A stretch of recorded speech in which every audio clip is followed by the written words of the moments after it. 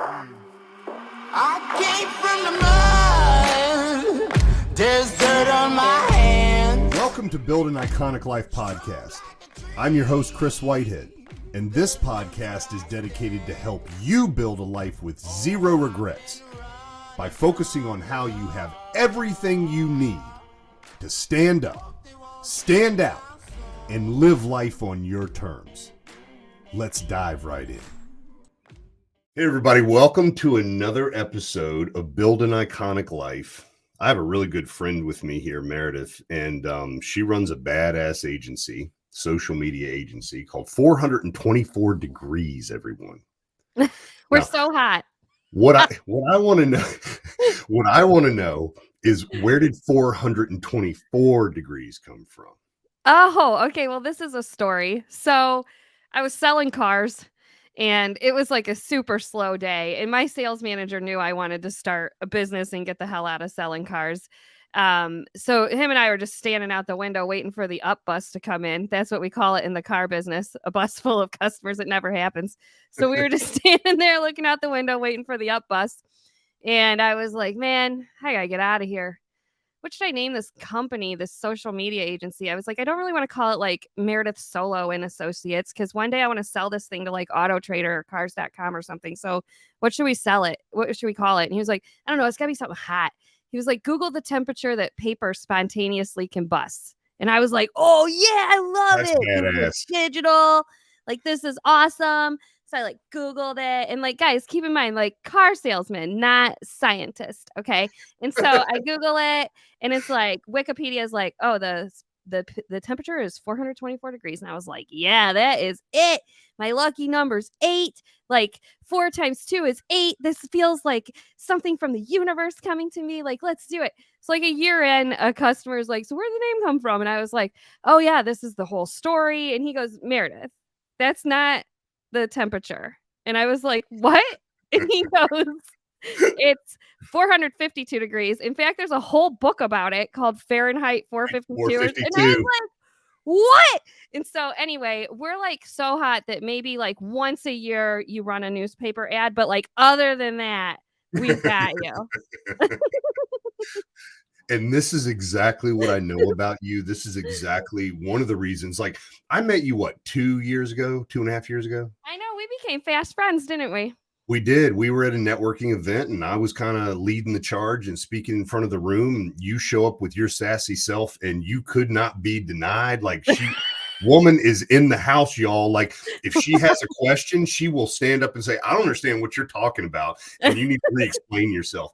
And I was like, I really like to be there. I better understand everything. That's the way I feel about it. But I love the fact that you had your self-image allowed you to say, hey, I'm actually here to learn. And as we started talking a little bit more, I just realized, like, I don't know what she does, but I like her energy. And then I started following you on social media a little bit. And I'm like, well, shit, she gets like 200, 300, 400 likes every post that she's doing. She's running this podcast. And then I got on your podcast and you're like, oh yeah, we have like 50 or 80,000 people that download our stuff every month and da da da da. What in the hell? And then I find out what you're doing with social media. And then, one of your coaches right now is one of my best friends. And I came down to speak at his event. And on the last day, you did a presentation. And I'm just sitting there with a jaw drop. Like, nobody talks about this stuff the way you just did that. And it's very practical. And it's, man, you can't pay for people to teach you that kind of information. And what I've watched, as all business owners do, you've scaled. Last 18 months of your life you've scaled the business, and you've learned some things along the way, haven't you? I've learned some hard and fast lessons.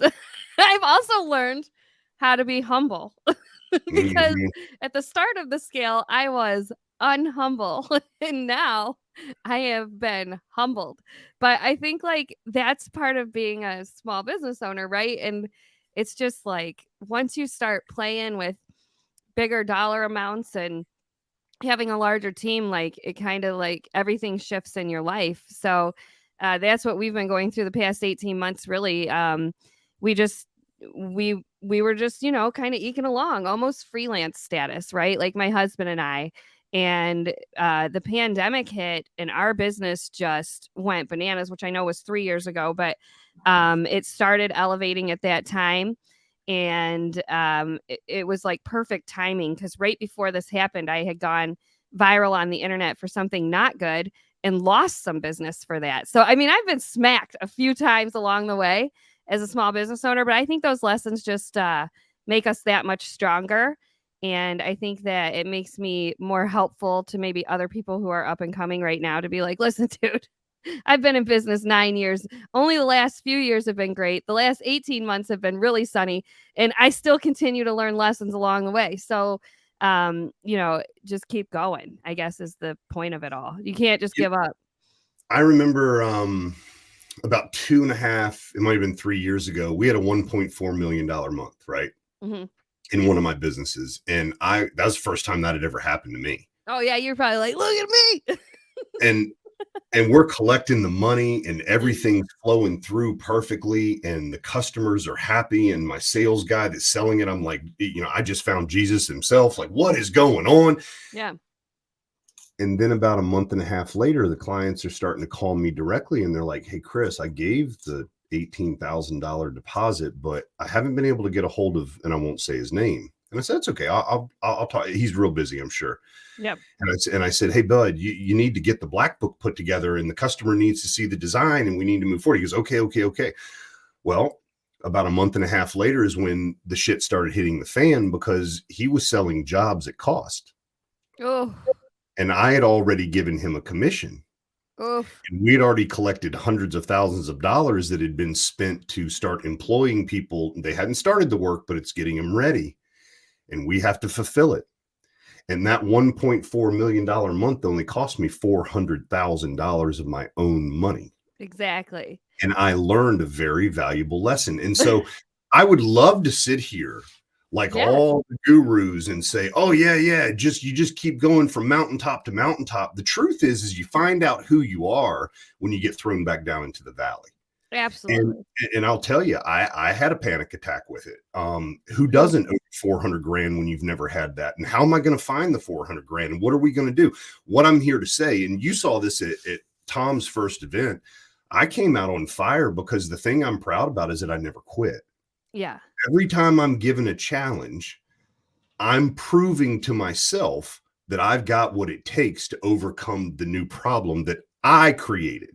Right. Not my employees, not anybody. It's Chris not knowing any better. And whether I'm humble or whether I'm getting humbled, it doesn't really matter, because what I find out on the other side of it is a lesson that I've learned that has found a way to lock itself in, that I won't make that mistake again. Yeah. And I think only people that are pushing forward get to have the opportunity of learning a new lesson. Yes, that is true. And you have to have fortitude. If you're going to run a 7+ figure a year business and with multiple employees, you're going to have the fortitude to say, hey, this sucks. And it's okay to go cry. It's okay to go, I don't know. It's okay to throw your hands up at God or the universe or whatever you believe in and say, this is not what I signed up for.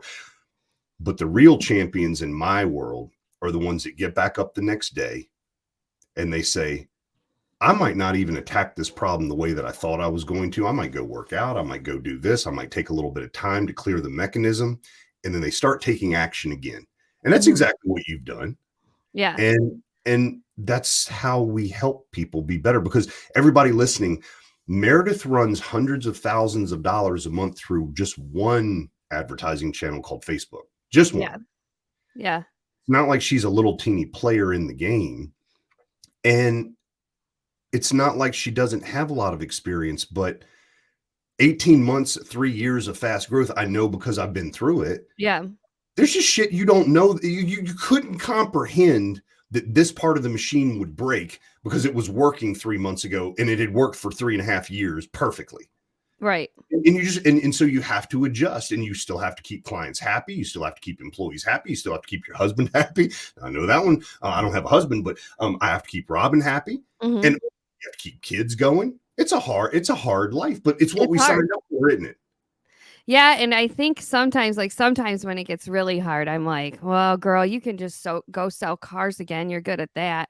But then I'm like, "Oh, the thought of it just almost kills me." The Mhm. thought of, like, reporting in at a certain time and being stuck somewhere until a certain time and, like, not having someone else having that much control over you, like, I think I would literally be the worst employee ever at this point in time because 'cause I'd be like, "No, no, no, I'm gonna go do this other thing. I can make more money at that right now." Like, I I think would you're be a absolutely nightmare unhireable. to work with. Yeah, I'm You're unhireable. absolutely unhireable. I could They're never probably pass a not gonna let drug you test. get yeah. You know, But I and like being on my own, and my husband works with me, and, it does he comes with me to a lot of stuff. We're together all the time, and I think about that part of it too. Like, I think he's, like, my emotional support human. Like, when we're not together, I'm actually at my worst. Like, I just had a panic attack too, Chris, on an airplane, and I was not with him. And I think it helps to have a partner like that in life too that like keeps you fucking calm. Like, hey, Meredith, sit down and look at QuickBooks. Like, settle down. It's gonna be okay. Like, blah blah. Blah. You know what I mean? Like, you got to have like that person around you. And I can't imagine like losing that either by going like back into like a traditional workforce. But yeah, I did it for 2 years, and the owner of the company, even though I was the number 1 salesman for his company, literally shook my hand on January 3rd and said, "You're just too much of an entrepreneur." You He told me, "You gotta go do your own thing." And, and it's true. It's true. I like, why would I do something this way that's ineffective, inefficient, and just waste time? right. When I could go over here, and I'm talking even for him and his company, that was part of what he was doing. I was starting to rearrange the efficiency in his company. He's like, "You're not hired to do that. You're hired to sell stuff." And I'm like, "It's getting in my way of selling stuff." No, Like, 100%. I'm going to run this whole team over here. And he's like, "What are you doing?" And I'm like, "I'm making it so I can make a lot of money and make you a lot of money." And I'd proven it. But he was like, "No, no, no, that's not, no, I'm not giving up that control." And I was like, "You're absolutely right. I got to go now." And his best decision I ever made. But yeah, your energy, just your energy inside, like they would send her home and no coffee for her. I always got in trouble for talking too much in class. I don't know if you can tell. Super smart, talks too much. So, yeah, I don't know. I cause a ruckus in workplaces anyway. I started my career, Chris, in HR. Can you believe it? Me No, I in don't H believe that. Well, I mean, like you go to college, right? So I like went to college and I was pre-med because I am smart. My parents were like, "You're gonna be a doctor." And started pre-med and then I got pregnant in college and I was like, oh, there's no way I'm going to medical school at this point in time. It was like my end of my junior year, Oh man. so I had to like switch majors quick. So I went down to the bursar's office and talked to the counselor or whatever, and I was like, hey, what can I do just to get out of here? I just need to get a job. And she was like, what do you like to do? And I was like, I have no idea. I was going to be a doctor. And she was like, okay, so in HR, you get to be in charge. I didn't even know what it was. She's like, you get to be in charge, but also you can graduate on time your senior year and start in the business world. And I was like, oh, yeah, I love to be in charge. I'll do that job. And so got my first job at a car dealership, which I think is a blessing because those people are wild. So at least I could be a little wild in the HR office. But over time, like I was like, man, I don't want to follow the rules. And I also don't want to make the rules. And I don't want to make other people follow the rules either. Like this whole job sucks. And so in 2008 and 2009, the car industry fell out. And so I had to lay off like 88 people Mm. in 3 days because we lost like 7 of our 13 franchises at the dealership. We're a huge dealer. So we had like 500 employees and we went down to like lost 88 people right away. And I got to stay, but the marketing manager didn't get to stay. And they were like, well, you have a mommy blog and you go viral. So like, you're going to be, because I was mommy blogging on the side.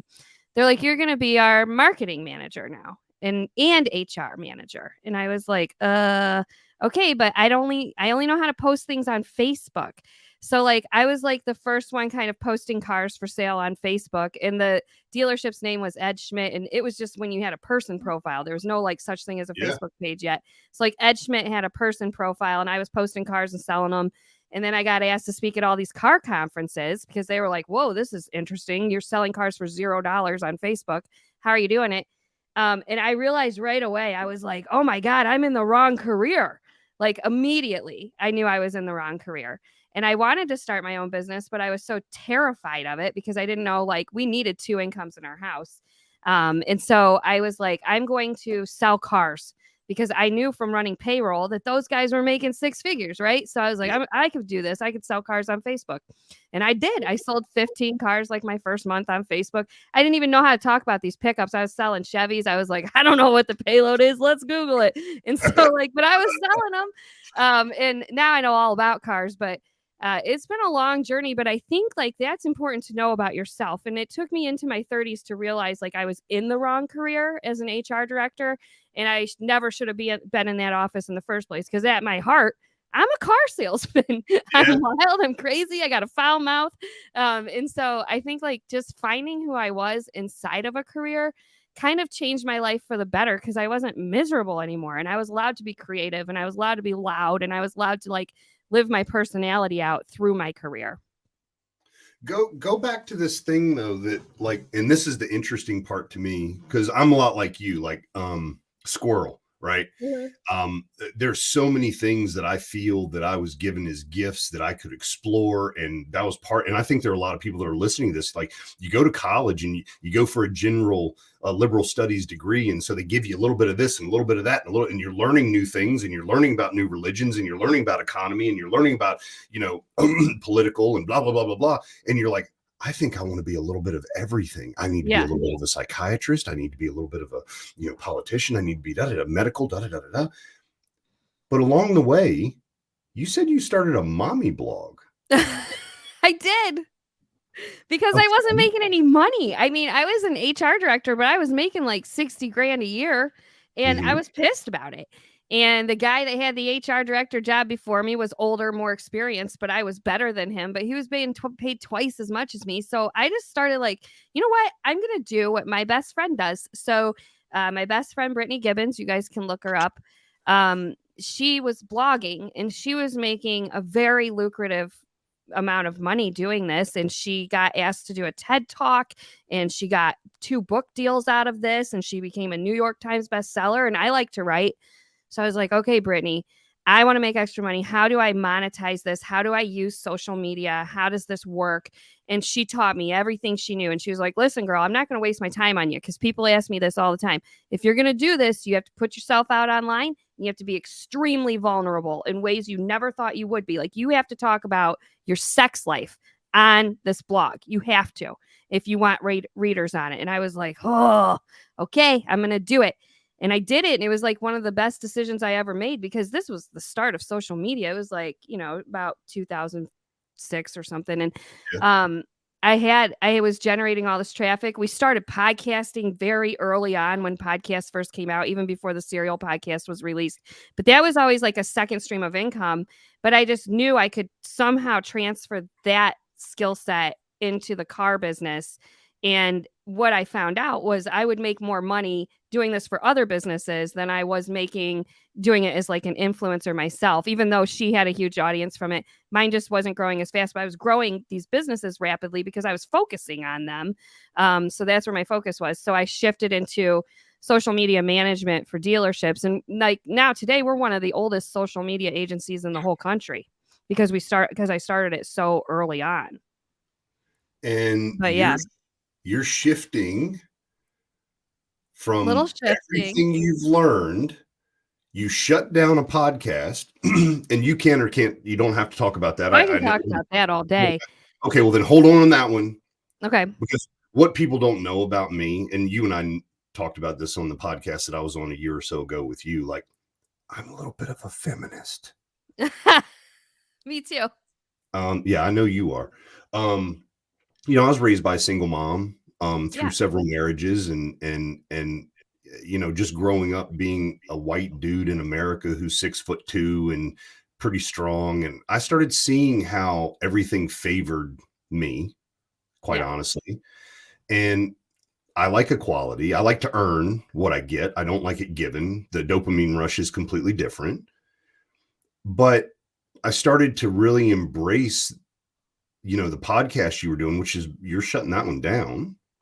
We're shutting another one down. We shut our biggest one down, and we're getting ready to possibly shut down another one because we have this one that's just sitting in the top 100 of the US charts all the time. It's a kids show. And we're being asked to now create video as well on top of the audio podcast because there's talks right now to get us picked up. And we're hoping we can get picked up by like a Netflix or something. Yeah. That's where we're going. And what it takes is a whole bunch I'm of like brushing over it. It's a big deal. We have this well, podcast. I want to dive into it a little bit because it Yeah. takes lady balls to do what you're doing, like Yeah. big cojones to like, this is not a small decision that you're making. Mm-mm. And you're doing it for really good reasons. And some of Right. those involve Brittany and everything else. But I want to say one last thing, and I'm just going to give it to you and let you tell whatever part of the story you want. And that is morphing into you teaching moms how they can become social media experts, just like you've become, so that they can start really empowering themselves to make decisions. And now I'm going to pull back and I'm just whatever part of all this story you want to tell, because I think it's interesting as hell. It is interesting. The world of influence, social media influence is a weird place. And I know that like influencers get a bad reputation. But the truth of the matter is, okay. See, everybody, this is the real show. I came in today, I own multiple businesses. I came in today. I've been out since 6:00 this morning on the road, checking on my guys and everything else, and come in here and I'm talking to Meredith. I've got my cap on, got my sweatshirt on, and she had to go take care of a phone, and she's back. Sorry, I have ADHD. I have to be so focused because the ADHD is just so overwhelming. I think a lot of entrepreneurs have ADHD, by the way. So I was on the Katie Couric show one time and talked all about it. All right. So the world of social media influence is bizarre. Okay. There's a lot of money to be made here. And a lot of people want to be influencers right now. And, I saw a meme the other day that was like, stop trying to be an influencer. We need more electricians, which is true. We do need more electricians. But I think that there's this side of it that gets missed, and that's that people need their social media management is the most complex form of marketing out there, period. I do it all. I run TV ads, I run radio ads, we do billboards. But on those types of advertisements, people see it, they don't interact with it, they're not going to leave a comment. There's unless it's a Google ad, there's not really a link to click. So social media, that's how you really get to talk to people. So this form of marketing used to be looked at as insane, right? Like our employers were blocking Facebook from us at work. We couldn't get on it. And now they're like, if you're in sales, you better be using Facebook, right? So I think that there's a lot of money to be made out there for women in this world. And I think that we can teach people how to be social media managers. And I also know, because I hire interns, that what they're teaching them in college is terrible, outdated, and it sucks, and it's not right. And so Brittany and I are developing a program right now where we're going to teach, like stay-at-home moms how to manage social media and start making a real income at this for other people, because you can work from home. And that's also something that a lot of people want to do right now. But I think the most feminist thing you can do is to teach women how to make money, period. Agreed. That's it. Agreed. Money is power. And that's why men are so powerful, because they have all of the money and they have all of the political power. And they have political power because it takes money to get political power. And so I think the first thing we need to do is get more money in the hands of women and teach them how to have an entrepreneurial spirit, because it is a lot of hours oftentimes to have like an agency of any sort, or a small business of any sort. But what I hate to see happening, and I'm not here to rail on MLMs, but they do prey on women. And there are MLMs that are better than other MLMs, but if you're at the top of that pyramid, that's where you're making the most money. And if you're at the bottom, you might not be. Okay. And I have seen over the years so many friends give like $5,000 for leggings to get started, right? Like they bought like all these weird color size leggings, and then they had the wrong inventory. They were stuck with the wrong inventory, and they lost thousands of dollars just through this leggings company that then went like belly up, right? And you see that all the time in the world of MLM. But the reason that these women want these jobs is because they're able to work from home, because the cost of childcare is just so astronomical. It's insane. Yep. So what we want to do is just teach people like a real skill set and how to go get customers inside of this social media space and manage their social media content for them. Now we do it all at 424 Degrees, including like shoot, create, all of it. But like just to manage somebody's social media is very lucrative. So we're developing a program for that right now. But also because you have to constantly recession proof your own business, right? Yeah. So this is a way to create like residual income coming in and stuff like that by just shooting a course and then packaging it up and selling the course. So we are getting into like more courses right now at 424 Degrees, as well as servicing our clients too. But you know that you got to just ebb and flow. But I've ebbed and flowed through my entire career, I would say. So like the podcast thing, the Girls podcast, it's not there anymore. That one was the one that was getting like 50,000 downloads a week. It it wore us out, and we said a lot of things over the 4 years on that podcast, and it was like through a very politically terrible time. And like there's episodes where I was like crying. There's episodes where I was like wasted and revealing like way too much because I hadn't really stopped drinking that much yet. And like, you know, there's a lot of stuff out there about me.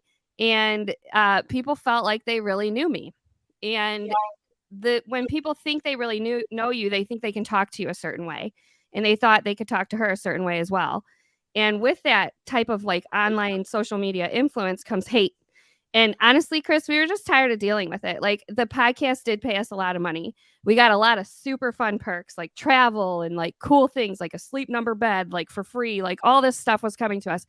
But at some point in time, you have to decide like what your sanity is worth. And I was just honestly tired of the trolls, and it was taking me away from my actual goals. And at the same time, we have this kid show that's like blowing up called the Family Road Trip Trivia Podcast, which you guys should listen to. It's really fun. We always joke we're like the Bob Saget's of podcasting because we're like, we got a kid show over here. But we want to put our focus into that because you do have to decide. Like you can chase every shiny object out there, or you can go after your actual things that really are making you money and that you're really interested in growing and developing. And me telling any more secrets to anybody online, I just was over it.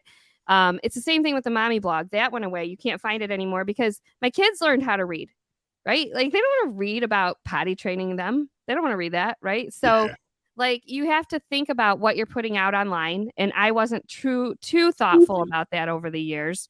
I was just putting everything out there about me, which worked, right? Because I did get a massive online following. But at the same time, I'm allowed to change my mind.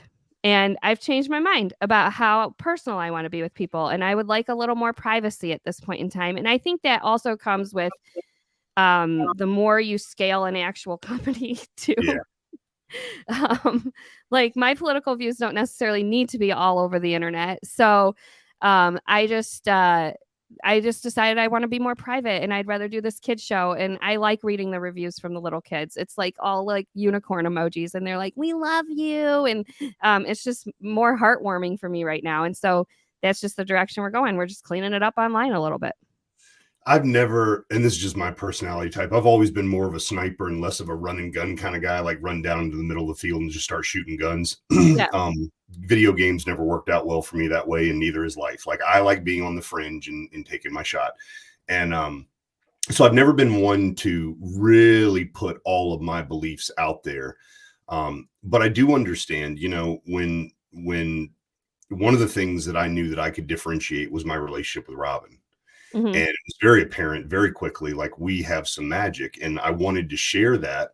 And I've since then shared more of that story, and especially as she's comfortable sharing it. But boy, did it like take a picture of Robin in a bikini, and man, the hate that comes in just from that. Really?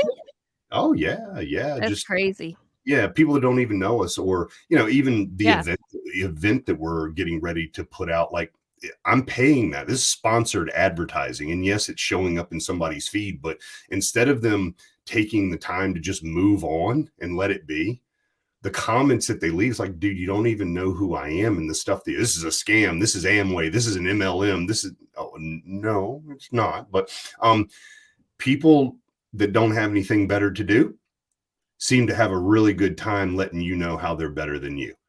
And so I feel you. Yeah. Well, everybody should think about that, man. And our friend Catherine talks about this sometimes, and it sits with me. And I think about this a lot. Like we think we're being our true selves by really telling that guy what it's like on the internet today. Like we are like, listen, You're wrong because of this, this, this, and this. And they're like in the face, like all caps, rage commenting at people, being a bitch. But at the end of the day, I would never walk up to somebody and Right. talk to them like that. That is actually not who I am. I'm not being my true self when I am behaving like a curmudgeon on the internet. So everybody needs to take a step back, I think, and think about how we talk to each other online because people kill themselves over this stuff. Yes, Like, they do. think about how you talk to people before you send it. Yes, they do. Mhm.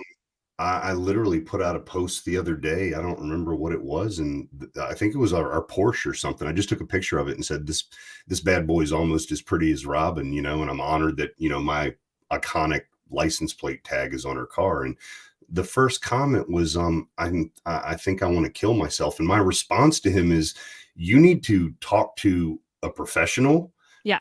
Immediately. And by the way, there are also free hotlines for you. And his next comment was, "I don't need any help." And it's like, I'm so confused. I was talking about a Porsche. What's Like, happening? where did this come from? And I care about you, and I'm certainly not qualified for answering that question. Ugh. Just kidding, man. Just kidding. And so you and I both. I grew up in Farmville, Virginia. Yeah. Yeah, it's not Farmville. It's actually Amherst, Virginia, but it's farmland, Virginia. And I Yeah. grew up playing baseball and being a good kid and working in the garden with my parents and swimming in the rivers and just being happy-go-lucky. And I get thrust into this internet world, and I'm like, man, there are some people out here who I think they're waiting to attack. Internet weirdos. That's what we call them in our house. Look, another internet weirdo. And like, don't be running around the internet acting like an internet weirdo. You know how to behave in society. Stop it. Like, the internet is like a free for all for weirdos and for being weird yourself. And that's not who you are. And I definitely agree that, as you really grow something, you have something to protect. Yes. And, I've thought about it. I thought about this a long, long time ago with my son, Spencer. This was when the internet 2004, is out.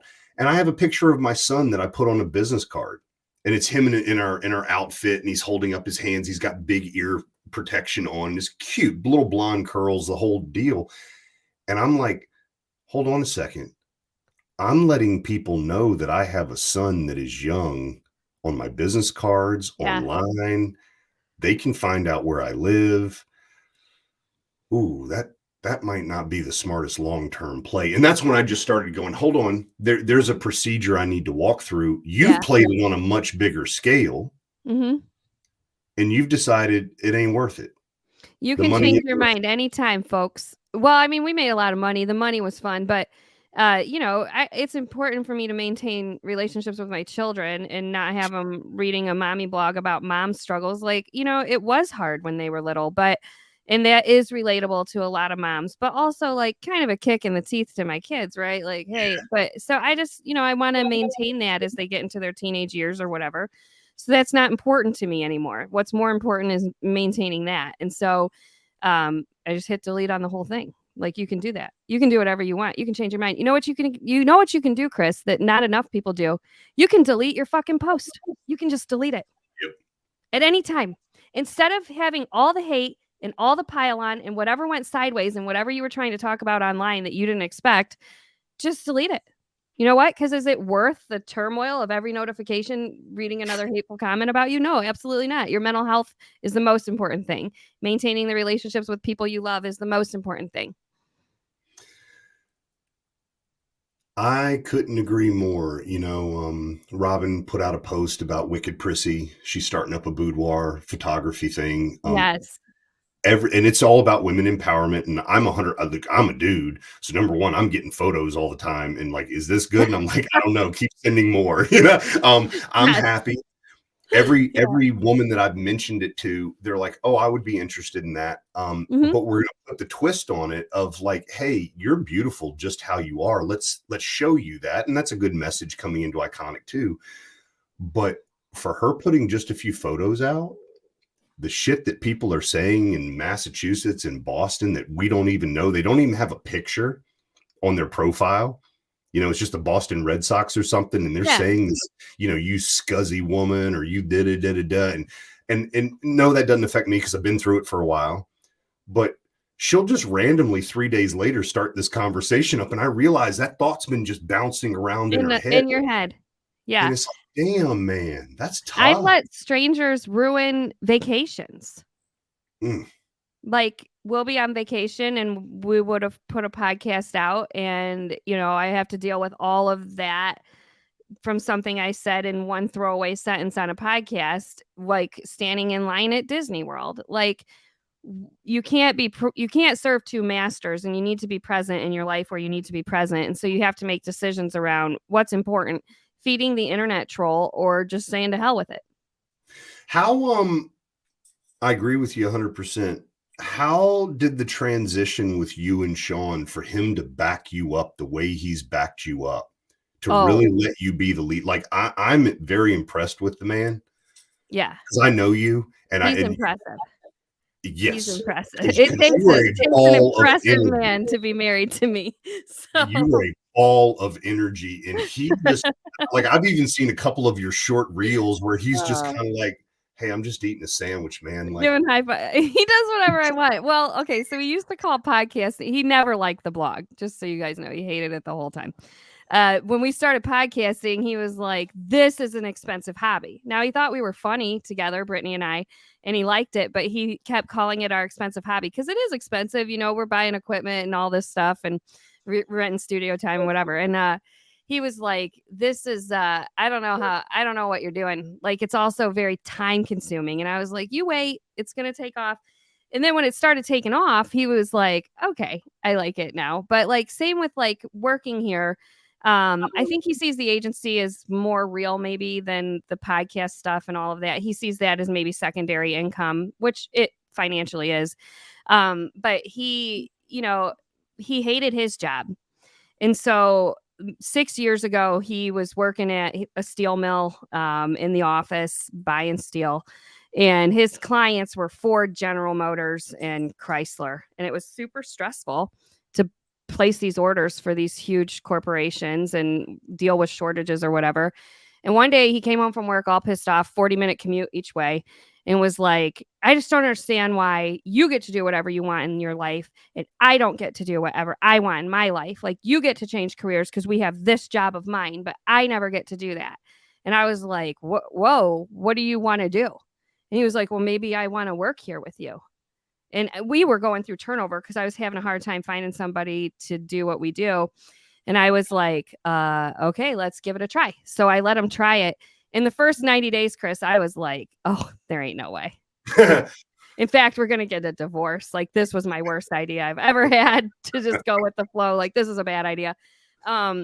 But it worked out in the end, and we each figured out what our own roles are in this company. And he really picked up where I was weak, which was my weak side is anything that has to do with like the books, anything that has to do with compliance issues. Those are things that I'm weak at because I'm a creative, right? So I'm like, make it work. Oh, this ad's not doing well. Throw $400 more at it. You know what I mean? Like, I was just like burning through money, overspending ad spend constantly to make clients happy. And he was like, bro, you got to get this under control. And so like, he really like came in and got things under control that were really chaotic, and helped me see that like, we should not be working with restaurants that were paying us $500 a month. That's insane. Like, don't take $500 deals. What was I doing? So like one point in time, I had like 50 clients, but we were making no money because I was like charging people like $500. And so just having him here to help my weaknesses, I think, is where he figured out right away what they were and just started filling in the holes. And so he's truly like an integrator, and I'm truly the visionary of the business. So it works in that way that we get along so well. But my husband is also like a Pisces. I don't know if you're into astrology, but the Pisces are the fish of astrology, and they just kind of swim along and they're happy. And as long as you're like keeping them happy, like they're always going to be happy. So like, that's why we get along. I mean, there's a part of us men that I cannot deny everything that you're saying. And it even comes down to our daughter. You know, she'll do the doe eyes, or like the tears start welling up. I don't even know what it's about, but I'm ready to hurt somebody. Yeah. Like, it stops everything. It stops everything. Yeah. You know, my girls don't get upset, and when they get upset by me, everybody in the world knows it. But because I make mistakes too. But I agree with you. it isn't Well, hard. if he was Those gonna be guys aren't my hard. yeah, like he's my favorite thing in the world, right? He's my most important person, the MVP. And so if I wanted to be that for him too, I had to act that way too. And so, we try really hard to make each other happy all the time. We go on regular date nights. We have a lot of family time because running a business, you don't get a lot of that. And we try to not talk about work sometimes because it's really easy just to talk about work nonstop. So we try to have like a real life together, and we like to travel and do stuff. And, he's my best friend. And for a long time, though, it wasn't that way. I had nothing but negative things to say about him. And same for him. I thought we were going to get divorced several times along this journey, but we've been to, I don't know, how long have we been married? Like 17 years? I'm not really a numbers person. I think we've been married like 17. It's a minute. You've been a minute. 16 years. Yeah. Yeah. Robin and I, the same thing. Like the more number one, Robin didn't have the same experience as you. On day 3, she melted in the corner and was like, you're too, because I was too much of a visionary. Yeah. And I'm used to bringing people in that are already ready to do what they need to do in the function. This was in the remodeling company. And she was just like, you're not giving me enough direction. As we moved on into more of the social media world, it's amazing. Her skill sets started showing up. But we created a fast rule in our family. After 6:30 at night, we don't talk about business. Ooh, I like it. After 6:30 at night, Chris is very limited on the social media time. I can answer customers tomorrow, blah, blah, blah, blah, blah. And this is what happened for me that was so incredible. The first week that I did it, it was kind of like quitting drinking or anything else. You feel it. You're like, oh, my phone. Oh, I want to talk about this. Oh, this client just called in. We can make another $100,000. It's great. So that first week was shitty. By the second week, what I saw was like, oh my God, we're going to have dinner. We're going to jump in the hot tub. Then we're going to come up and watch a movie as a family together. I'm excited tonight. So no matter what was going on in my day, I knew that tonight was going to be family movie night and have some fun. So that only took the second week. And then it's like when people send me DMs or text messages at 9 or 9:30 at night, unless you're close or you're having a massive emergency, we ain't having a conversation. We can deal with that tomorrow. And it's made our life rich. Yeah. Because again, I've been a business owner for 25 years. So I was like, all we do is business all the time. And I wasn't probably very much fun to be around because it's all I wanted to talk about, Well, yeah. And I think it was eye-opening because like I was like, do any of you kids want this business one day? Like, is anyone interested in working here or like having a piece of this or whatever? Because you start thinking about that stuff, like a legacy you might leave your kids or whatever. And all of them were universally like, oh no, that shit's too stressful. And I was like, wow, that's really telling that they think that this is nothing but stress and not worth it, and none of them want it. So that was eye-opening and changed kind of the family dynamic around here, and also the way I behave about my business when I hang up a phone with a customer or, whatever. Like, don't be so upset visibly. Like, keep your shit together. People are watching you. Your kids are watching you. This is happening in your house. So, like, yeah.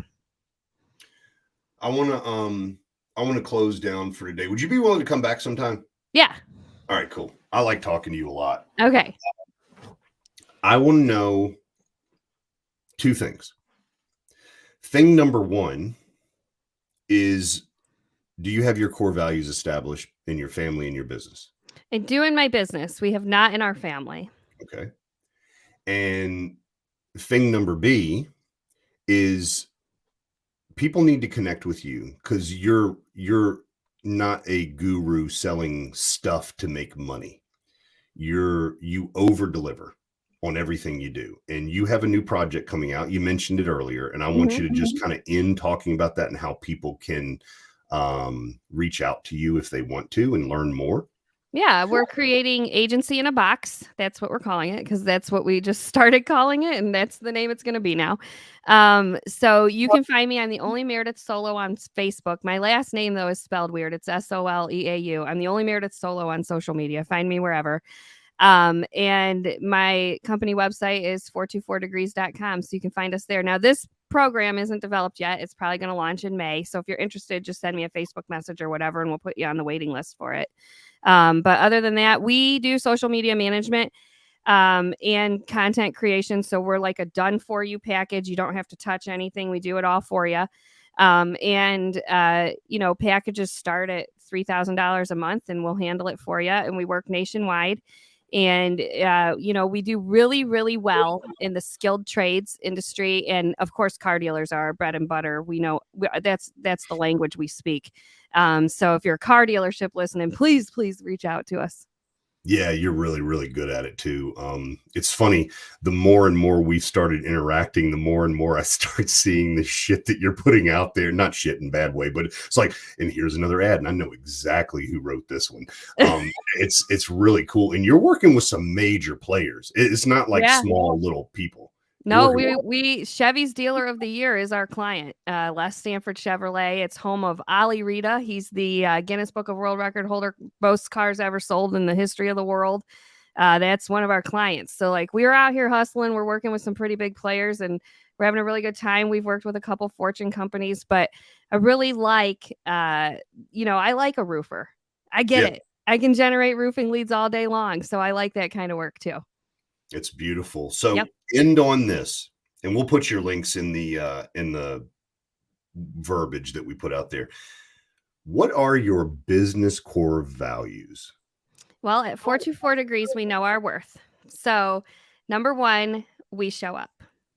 The number two thing is that we are always open to change. So what we pitch you is not necessarily going to be what your contract is going to stay forever. Like I have legacy clients that came along right before, that have been here way before TikTok ever existed, but they're getting TikTok services today, right? Because you got to ebb and flow with everything.